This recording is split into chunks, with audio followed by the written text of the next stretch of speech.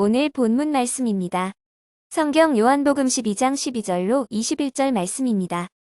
12절 내가 진실로 진실로 너희에게 이르노니 나를 믿는 자는 내가 하는 일을 그도 할 것이요 또한 그보다 큰 일도 하리니 이는 내가 아버지께로 감이라.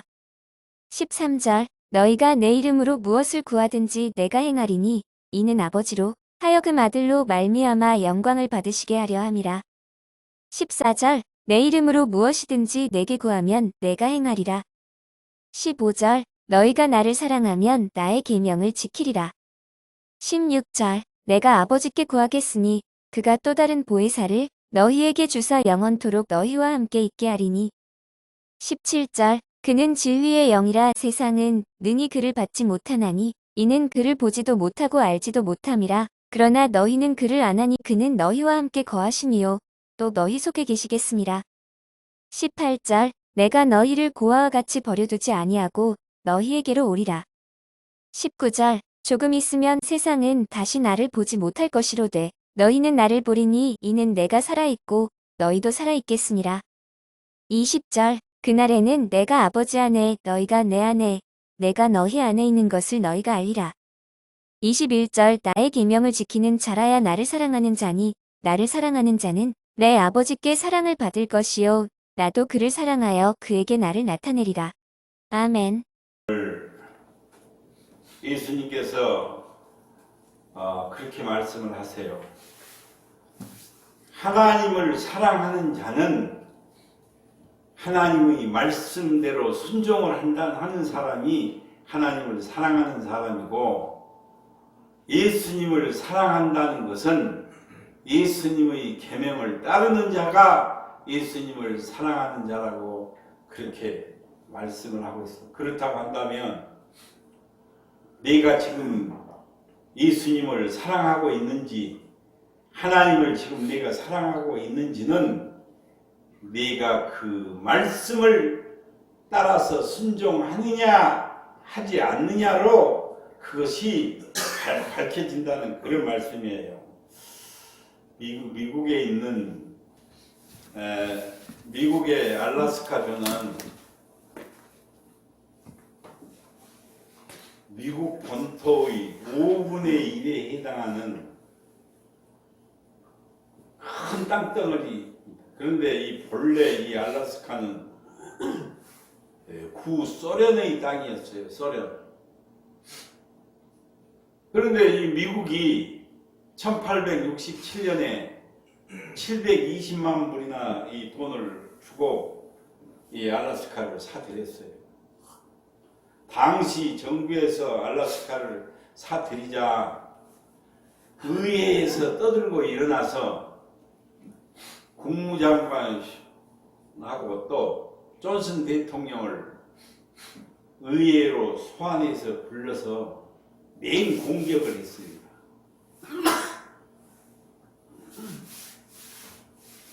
불려 나온 이 존슨 대통령을 놓고 아주 맹 공격을 했어요. 그러니까 이 대통령은 죄송합니다. 그런데 이미 사버린 것을 어떻게 하겠습니까? 의회를 거쳐서 의회를 통과해서 하려고 해보았지만은 그렇게 하면 매스컴이 떠들고 소문이 퍼지게 돼서 소련이 팔지 않겠다고 하거나 값을 너무 많이 달라고 할 것 같아서 장관과 조용히 의논을 해서 사게 되었다고 진심으로 사과를 드렸습니다. 그럼에도 불구하고 의원들은 막무가내식으로 그렇게 얼음이 필요하면 겨울에 꽁꽁 얼어붙은 미시시피 강의 얼음을 쪼개서 사용할 것이지 미쳤다고 그렇게 엄청난 돈을 들여서 720만 불이나 들여서 그 알래스카를 샀냐고 비아냥거리고 비난을 하고 욕을 퍼부었어요. 그 후에 의회에서는 조사단을 파견을 해서 알래스카를 이제 조사를 하게 됩니다. 조사를 해보니까 많은 금과 백금이 매장되어 있고 어장 또한 풍요로운 어장이 지금 어장 고기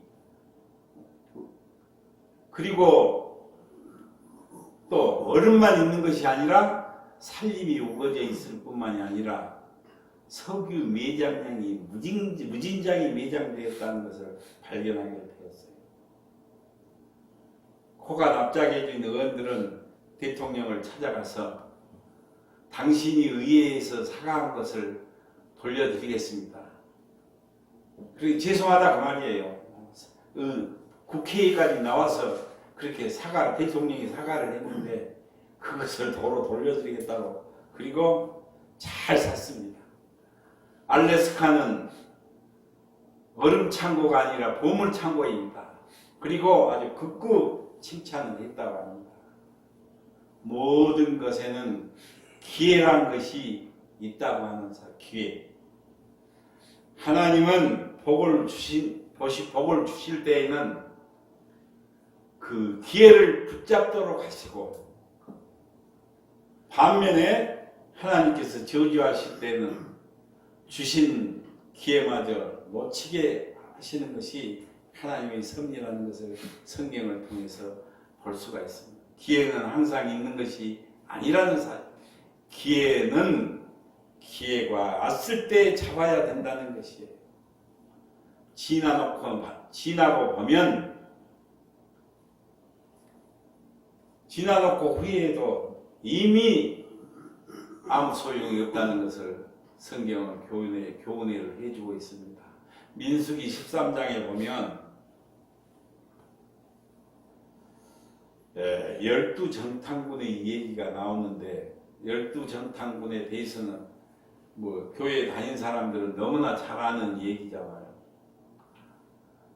출애굽을 한 지 애굽 땅에서 노예로 해방되어서 출애굽을 한 지 2년 만에 가데스 바니아에 도착했어요. 그런데 거기서 12정탐꾼을 보내서 가나안 땅을 정탐하고 오라고 해서 들어갈 수 있는 기회가 2년 만에 왔어요. 그런데 12정탐꾼이 가서 정탐을 하고 와서 보고를 할 때에 10명은 긍정적인 보고를 하고 10명은 부정적인 보고를 하고 2명만이 긍정적인 보고를 합니다.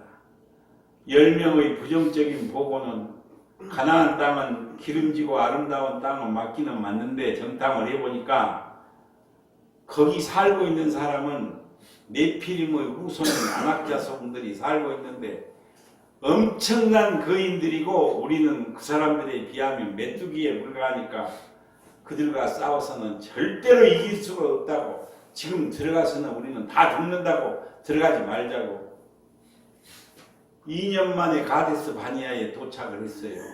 거기서 들어갔으면 모두가 다 가나안 땅에 들어간 것이에요. 그런데 이 10명의 부정적인 보고를 한 이 10명의 말을 듣고 기회를 놓쳐버렸습니다. 단 2사람 여호수아와 갈렙만이 하나님께서 주신 그 가나안 땅을 젖과 꿀이 흐르는 그 가나안 땅을 지금 들어갑시다. 하나님이 우리 편이시고 하나님이 우리를 지켜주시는데 무엇이 들어올 것이 있습니까? 그들은 우리 밥이 된다고 들어가자고 두려워할 것이 절대 없다고 들어가자고요. 그러나 10명의 정탐꾼을 그 부정적인 말을 들은 이스라엘 백성들은 거기서 후퇴를 하고야만. 그래서 결국에는 40년 광야 생활을 하면서 1세대들은 모두가 다 죽고야만은 불행한 결과를 가나안 땅 들어가도 못하고 죽고야 말았다고 하는 사실. 광야에서 다 죽어버려요. 가나안 땅 들어가. 하나님께서 그렇게 좋은 땅을 주셨는데 꿈에도 그리던 그 가나안 땅을 밟아보지도 못하고 다 죽어버립니다. 단 2사람 여호수아와 갈렙. 이 믿음의 사람, 이 2사람만이 2세대들 그리고 후세들 그들과 함께 가나안 땅에 들어간 것을 성경을 통해서 볼 수가 있습니다. 기회를 놓쳐버리면 이렇게 실패한 인생이 되고야만 한다는 것을, 그래서 오늘 이 본문 말씀을 통해서 정말 지금이 구원받을 때요, 지금이 성령 받을 때라는 사실, 성령을 받지 아니하면 주님이 내 안에, 주님이 내가 주님 안에 연합할 수도 없을 뿐만이 아니라 성령의 능력이 아니고는 하나님 사랑, 이웃 사랑도 실천할 수가 없고 하나님의 말씀에 순종할 수도 없다는 것을 성경은 우리에게, 그러기 때문에 지금이 구원받을 때고 지금이 성령님을 꼭 받아야 된다는 것, 성령 충만함을 받아야 된다는 것을 말씀하고 있습니다. 예수님께서 하나님께 대한 사랑을 순종으로서 표시를 했습니다. 예수님이 하나님을 얼마나 사랑하는지 그것을 하나님께 순종으로 표현했어요. 십자가에 죽으시면서까지 순종을 하셨잖아요. 그래서 사랑의 표지는 바로 순종이라고 하는 사실. 사랑하느냐 사랑하지 않느냐는 순종으로 나타난다는 그런 말씀이에요. 자신의 사랑을 말로만 하고 행함이 없으면 그것은 거짓된 사랑이라고 하는 사실이에요. 거짓된 사랑에는 성령님이 함께 하실 수가 없습니다. 왜냐하면 성령은 진리의 영이시기 때문에, 참되고 진실되기 때문에 그렇다는 말씀. 그러므로 우리는 성령으로 사랑하고 성령으로 순종하고 성령으로 봉사할 때에 그것이 바로 참사랑이요 참 봉사가 된다는 것을 오늘 본문 말씀을 통해서 우리에게 교훈을 해주고 있어요. 요한일서 3장 24절에 보니까요, 그의 계명들을 지키는 자는 주 안에 거하고 그는 주 안에 거하나니 우리에게 주신 성령으로 말미암아 그가, 주님이 우리 안에 거하시는 줄을 우리가 아느니라고, 그렇게 요한일서 3장 24절에서 그렇게 말씀을 지키고 말씀에 순종할 때에 주님이 내 안에, 내가 주님 안에 연합하게 된다는 것을, 그러니까 예수님이 내 안에 오시기를, 예수님과 함께 하기를 간절히 바라면서도 말씀에 순종하지 아니하면 주님과 연합하게 되지 못한다는 것을, 그러니까 예수님이 내 안에, 내가 예수님 안에 거하는 이런 놀라운 역사가 일어나려면 말씀에, 그분의 말씀에 순종할 때 연합하게 된다는 것을 말씀하고 있습니다. 사랑을 한다는 것은 상대방을 위해서 희생하는 것이에요. 내가 누구를 사랑한다고 한다든지 사랑을 한다는 것은 상대방을 위해서 희생을 해야 된다는 말씀입니다. 희생이 없는 사랑은 자기 교만에 불과하다고 하는 사실이에요. 우리는 사랑을 한다고 하면서 상대방에게 오히려 상대방에게 아픔과 괴로움과 비통함을 안겨준 적은 없습니까?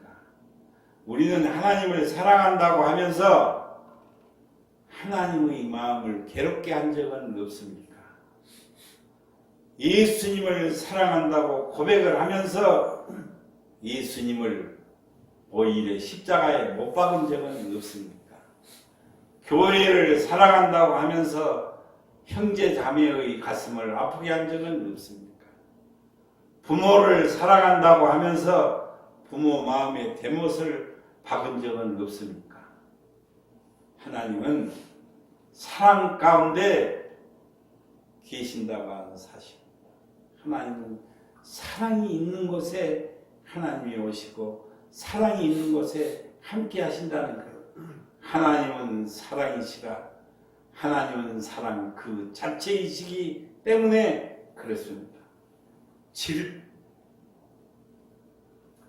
미움과 질투, 증오와 싸움이 있는 곳에는 사랑의 하나님께서 함께 하실 수가 없어요. 그 가운데 예수님은 결코 오시지 않는다는 사실이에요. 사랑이 없으면 아무 소용이 없고, 사랑이 없으면 아무것도 아니고, 사랑이 없으면 아무 유익이 없다고 성경은 분명히 말씀하고 있기 때문에 그렇습니다. 고린도전서 13장 1절로 3절에 보니까요, 내가 사람의 방언과 천사의 말을 할지라도 사랑이 없으면 소리나는 구리요 울리는 꽹과리가 되고, 내가 예언하는 능력이 있어서 모든 비밀과 모든 지식을 알고 또 산을 옮길 만한 모든 믿음이 있을지라도 사랑이 없으면 내가 아무것도 아니라고 그렇게 고백을 합니다. 내게 있는 모든 것으로 구제를 하고 내 몸을 불사르게 내어줄지라도 사랑이 없으면 내게 아무 유익이 없다는 것을 분명히 말씀하고 있어요. 진정한 사랑에는 온전한 순종으로 나타난다는 것을 말씀하고 있습니다. 네가 진정으로 사랑을 하면 온전한 순종이 따르게 된다는 그런 말씀이에요. 그리고 그 순종을 통해서 나타나는 사랑은 결코 쉽지 않다는, 그 온전한 순종에는 반드시 어려움이 따르게 된다는 것을. 그렇잖아요. 예수님께서도 하나님의 뜻을 따라 끝까지 순종하는 그 십자가의 길이 그렇게도 괴롭고 고통스러운 것처럼 사랑의 순종은 그 길이 힘들고 험할 때가 있어요. 그러므로 우리는 말씀과 기도로 성령의 인도하심을 받아야 되고 성령의 보호하심을 받아야만이 순종도 사랑도 가능하다는 것을 성경은 말씀해 주고 있습니다. 보혜사 성령님은 우리에게 오셔서 실패한 삶을 승리의 삶으로 바꾸어 주시고, 보혜사 성령님은 우리에게 오셔서 진리를 깨닫게 해주시고 지혜를 가르쳐 주시고 또한 진리를 위한 싸움에서 승리할 수 있도록 도와주시고 인도해 주시는 분이 보혜사 성령님이라고 하는 사실. 그래서 우리는 성령을 구해야 되고 성령 충만함을 받아야 될 줄로 믿습니다. 보혜사 성령님은 우리에게 오셔서 도저히 사랑할 수 없는 사람까지도 진심으로 사랑할 수 있도록 변화시켜주는 능력이 있다고 하는 사실이에요. 그러나 이 세상은 이 보혜사 성령님을 깨닫지 못합니다. 왜냐하면 세상은 마치 하나님이 존재하시지 않는 것처럼 살아가고 있기 때문에 자신의 삶 속에서 하나님을 완전히 무시하고 배제시키고 살아가기 때문에 이 보혜사 성령님을 깨닫지를 못한다고 하는 사실. 세상 사람들의 마음에는 우상들로 세상의 온갖 악한 영들로 가득 차 있으며 그들의 사랑은 땅의 것에만 집착되어 있다고 하는 사실. 눈에 보이는 거, 앞에 있는 거, 이것만 집착되어 있다고 하는 사실이에요. 세상 사람들의 마음에는 이 보혜사 성령님이 거하실 수가 없어요. 들어와서 임재에 계실 수가 없다고 하는 사실. 그러나 구원받은 성도의 몸은, 예수 믿는 성도의 몸은 성령의 전이 되어야 한다는 것을. 성령의 전이 뭐예요? 성령님이 들어오셔서 임재에 계시는 집을 말씀한 궁전, 집을 말씀한 우리의 몸은 성령의 전이 되어야 한다는 것을 말씀하고 있어요. 고린도전서 6장 16절에 보니까요, 너희 몸은 너희가 하나님께로부터 받은 바 너희 가운데 계신 성령의 전인 줄을 알지 못하느냐? 너희는 너희 것이 아니라고, 성령의 전이라고 그렇게 분명히 말씀을 합니다. 진정 그리스도의 영, 성령이 우리 안에 오셔서 임재하시기 위해서는 먼저 내 안에 부정한 영이 나가야 된다는 사실이에요. 악령을 악한 영들을 쫓아야 된다는 말씀과 기도로 이 악한 영들을 내 안에서 나가야만이 성령님이 내 안에 오셔서 임재해 줄 수가 있어요. 그러니까 말씀을 듣고 읽고 묵상하고 말씀이 마음밭에 내려지고 정말 성령을 구하는 기도를 해야 되고 말씀과 기도로 우리가 이 무장을 할 때에 성령님이 우리 안에 오시게 된다는 그런 말씀. 내 안에서 악한 영들을 내쫓으라고 그랬어요. 마태복음 12장 43절에 보니까요. 더러운 귀신이 사람에게서 나갈 때 물 없는 곳으로 다니며 쉬하기를 구하되 얻지 못했다고 그렇게 실만한 곳을 찾아다니고 그것을 구하면 그 사람 속에 들어가게 된다는 더러운 귀신이 사람에게서 나갈 때 물 없는 곳으로 다녔다는 것을 마태복음 12장 43절에서 그렇게 말씀을 합니다. 예수를 믿는다고 하면서도 교회를 다니면서도 말씀과 성령으로 내 안에 채워지지 아니하면 또 그리고 하나님을 사랑하는 마음으로 내 안에 내 마음속에 채워지지 아니하면 나갔던 귀신이 더 많은 악령들을 데리고 들어와서 그 사람의 형편이 이전보다 더욱 나쁘게 된다고 했어요. 악한 형편이 된다고. 일곱 귀신을 나갔던 귀신이 일곱 귀신을 더 데리고 들어와서 그 사람의 형편이 이전보다 더 나빠지고 더 악한 형편이 된다고 성경은 말씀하고 있습니다. 구원받은 성도는 하나님의 자녀는 이전보다 더욱더 하나님을 사랑하는 마음으로 채워져야 될 줄로 믿습니다. 그렇게 할 때 그것이 바로 내 안에 나쁜 영들이 악한 영들이 들어오지 못하게 된다는 것을 말씀하고 있어요. 그렇게 하지 않으면 우리의 마음속에 세상의 악한 영들로 가득 채워져서 결국은 실패한 인생이 되고야 만다는 것을 성경은 우리에게 교훈을 해주고 있어요. 그래서 성령은 그리스도에 대한 사랑이 없는 마음속에는 임재하실 수가 없어요. 거하실 수가 없어요. 무조건 성령님을 구하시면 성령님이 우리에게 오신 것이 아니라 내가 하나님을 사랑하는 마음이 내게 있을 때 주님을 예수 그리스도에 대한 사랑하는 마음이 내게 있을 때 성령님이 오신다는 그런 말씀.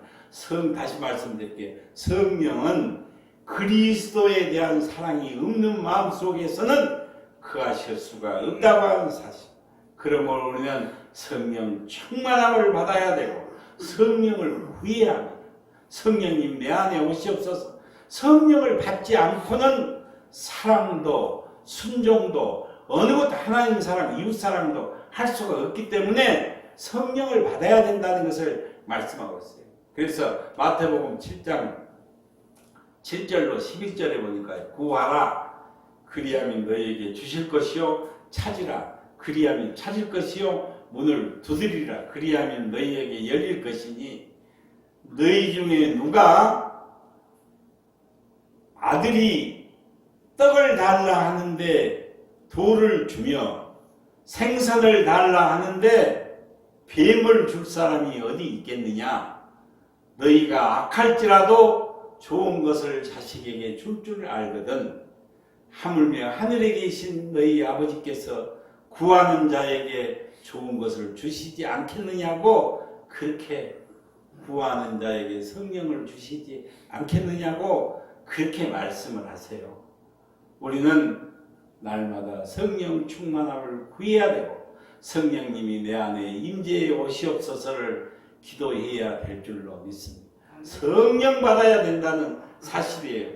예수를 믿는다고 하면서도 성령을 구하지 않으면 그것은 결단코 승리하는 삶을 살 수 없다는 것을 분명히 우리도 신앙생활 해보면 그렇잖아요. 신앙생활 해보신 분들은 다 성령의 능력이 아니고는 우리는 결단코 승리할 수가 없어요. 성령님께서는 성령께서는 지금도 우리 곁에 오셔서 우리가 도움을 요청하기를 기다리고 계신다는 사실. 우리 곁에 오셔서. 그런데 왜 우리는 성령님에게 도움을 구하지 않습니까?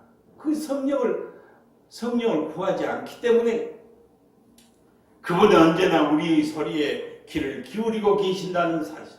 우리의 작은 신음소리까지도 성령님은 다 듣고 계신다는 것을 말씀하고 있어요. 구원받은 성도는 천국을 볼 수 있는 영적 눈을 떠야 되고 성령의 세미한 음성을 들을 수 있는 영적 귀가 열려야 됩니다. 그래서 요한복음 14장 17절에 보니까요. 요한복음 14장 17절에 보면 그는 진리의 영이라서. 그는 누구예요? 성령님을 말씀하시는 것이요. 그는 진리의 영이라 세상이 능히 받지 못하나니 이는 그를 보지도 못하고 알지도 못함이라.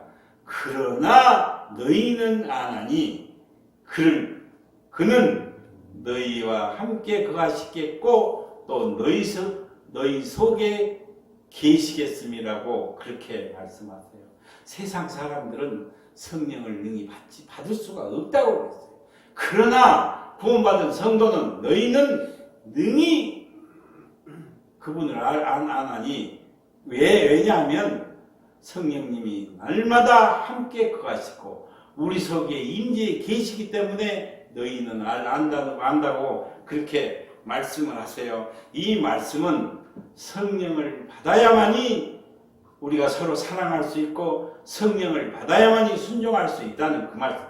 성령을 받아야만이 하나님도 사랑할 수 있다는 것을 말씀하고 있어요. 그러니까 하나님 사랑, 이웃 사랑도 다 성령님이 내 안에 임재해 계실 때만이 가능하다는 것을 말씀하고 있습니다. 왜냐하면 사랑은 성령의 열매이기 때문에 그렇습니다.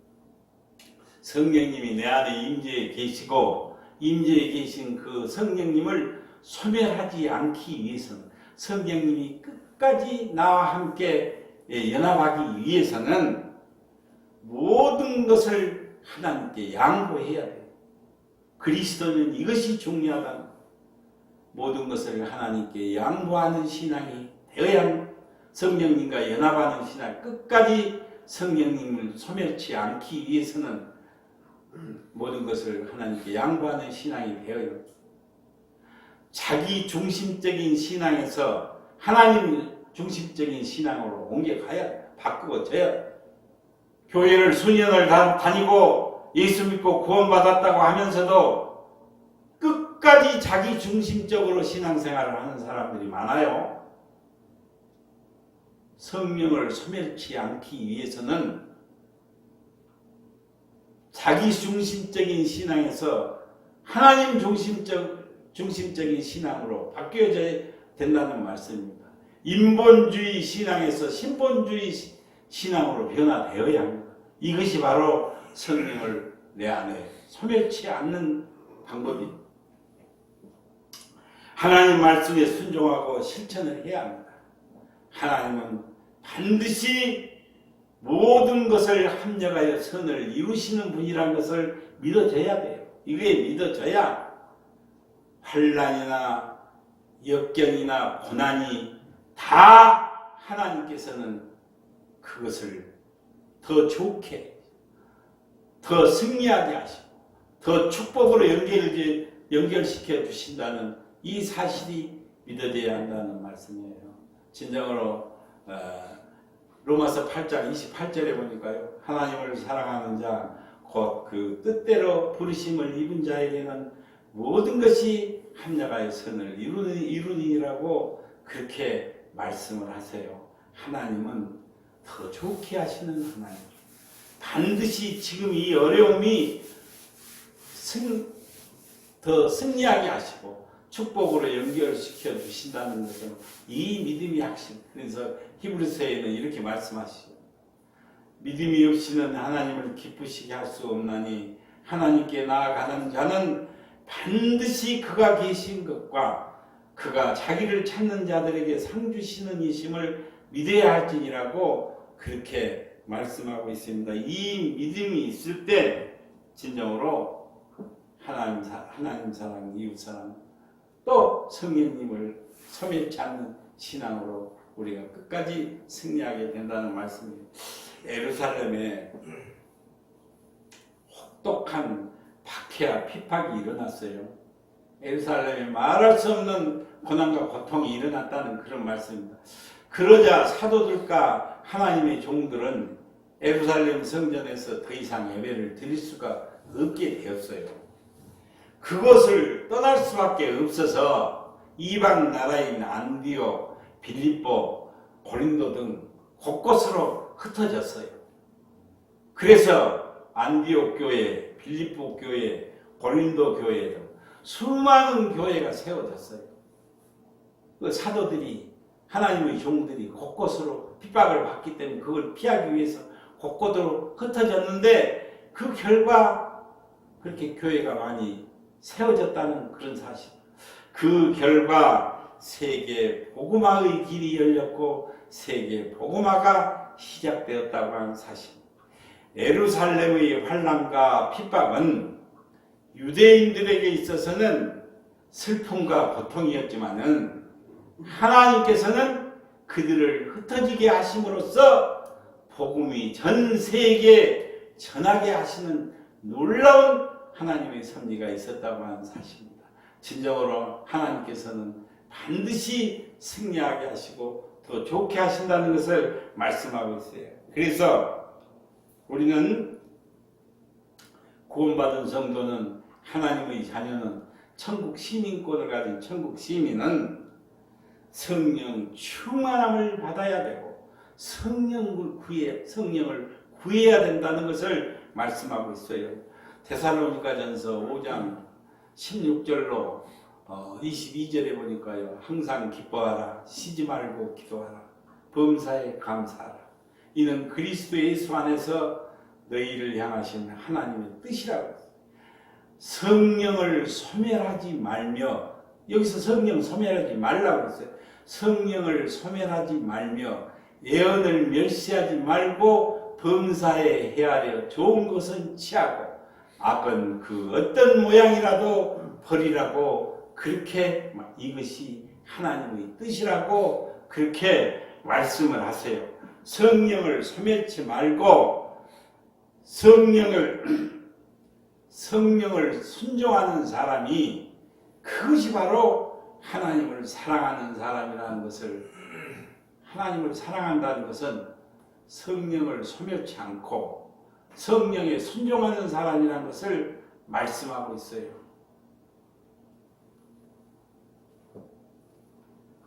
성령을 소멸치 않을 때 성령의 능력이 임하게 된다는 것을 말씀하고 있습니다. 진정 그래서 요한 에베소서 4장 30절에 보니까요. 하나님의 성령을 근심하게 하지 말라. 그 안에서 너희가 구속의 날까지 인치심을 받았다고, 그렇게 에베소서 4장 30절에서 하나님의 성령을 근심하게 하지 말라. 그 안에서 너희가 구속의 날까지 인치심을 받았다고 그렇게 말씀을 하세요. 우리는 성령을 슬프게 하지 말아야 돼요. 그러면 성령이 언제 슬퍼합니까? 우리가 영적으로 육적으로 더러워질 때 성령이 탄식하고 성령이 슬퍼한다는 것을 말씀하고 있습니다. 진정으로 우리는 성결한 생활을 해야 돼요. 거룩한 하나님과 동행을 하려면 경건한 생활, 성별된 생활, 그것은 바로 회개로부터 시작된다고 하는 사실. 회개가 필요한 것이 바로 회개. 잘못한 것을 회개하고 하나님 앞에 다 드러내놓고 회개를 해야만이 깨끗하게 되고 경건한 생활로 들어갈 수가 있기 때문에 그렇습니다. 그래서 이것이 바로 성령님과 함께하는 삶이라는 것을 말씀해 주고 있어요. 성령님과 동행하는 삶을 살게 될 때 그것이 바로 성령의 소욕을 따르게 되므로 아름다운 성령의 열매를 맺을 수가 있다는 것을 갈라디아서에서 말씀하고 있습니다. 성령과 동행하는 삶을 살고 성령이 소멸치 않고 성령이 내 안에 임재해 계실 때 사랑의 열매도 맺을 수가 있고 아름다운 성령의 열매를 맺을 수가 있다는 것을 말씀하고 있어요. 성령의 9가지 열매가 있지 않아요. 사랑과 희락과 화평과 오래 참음과 자비와 양선과 충성과 온유와 절제. 이 성령의 9가지를 열매를 맺을 수 있는 비결은 성령님과 동행할 때 사랑도 할 수 있고 온유도 나올 수 있고 다 성령님이 함께 성령님이 소멸하시지 않을 때 우리가 이 성령의 9가지 열매를 맺을 수 있다는 것을 말씀하고 있어요. 갈라디아서 5장 16절로 18절에 보니까 내가 이르노니 너희는 성령을 따라 행하라. 그리하면 육체의 욕심을 이루지 아니하니라. 그렇게 말씀을 하세요. 육체의 소욕은 성령을 거스리고 성령은 육체를 거스리나니 이 둘이 대적함으로 너희가 원하는 것을 하지 못하게 하려 함이라. 너희가 만일 성령의 인도하시는 바가 되면 율법 아래 있지 아니하니라고 그렇게 말씀하세요.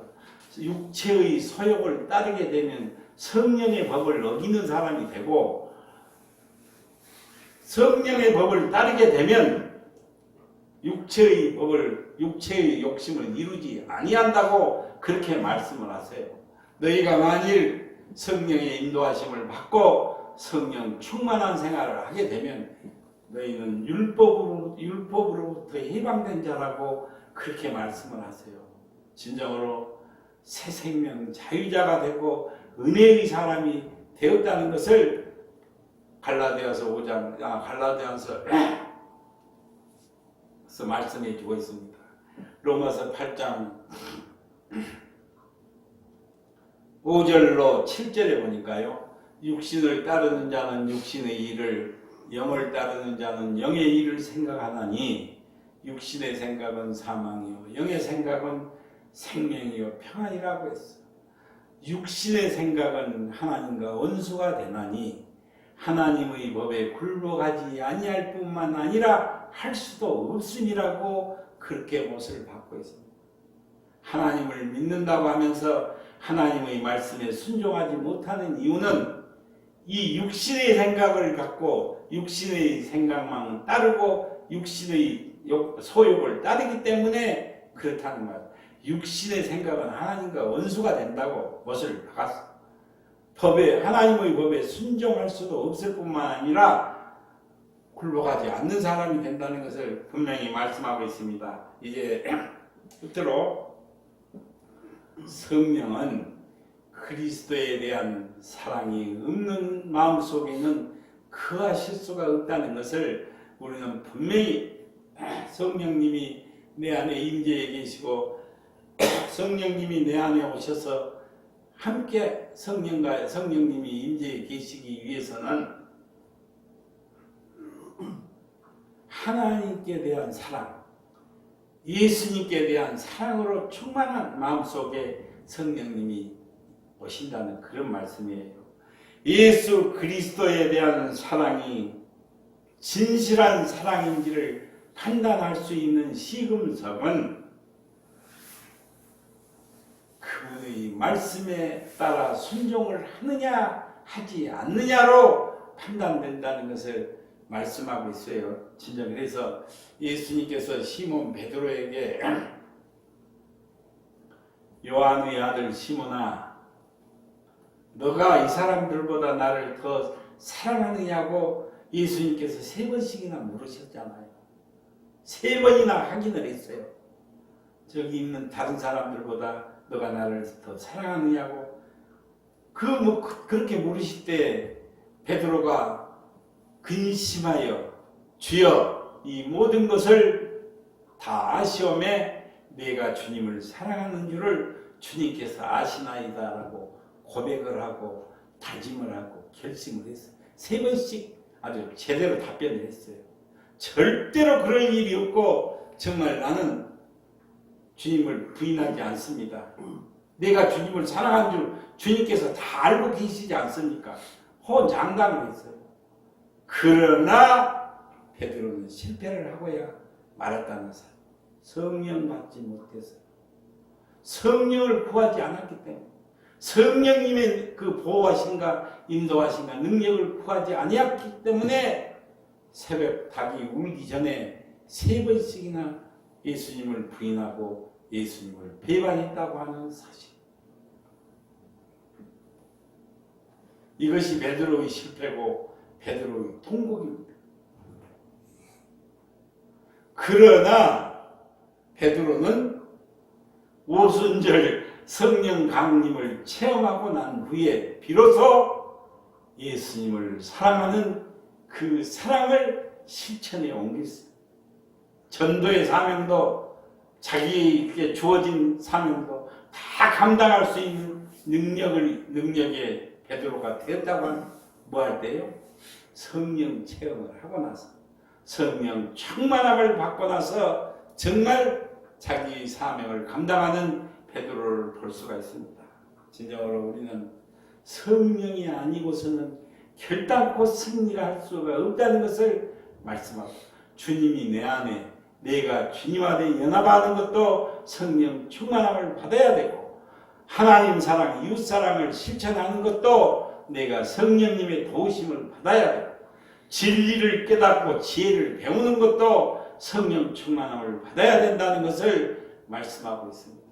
우리가 사랑하는 성도님들 모두가 다 성령 충만함을 받아서 보혜사 성령님이 주시는 10,000가지 은혜 가운데 살아가시기를 주님의 이름으로 축원을 드립니다. 기도드리겠습니다.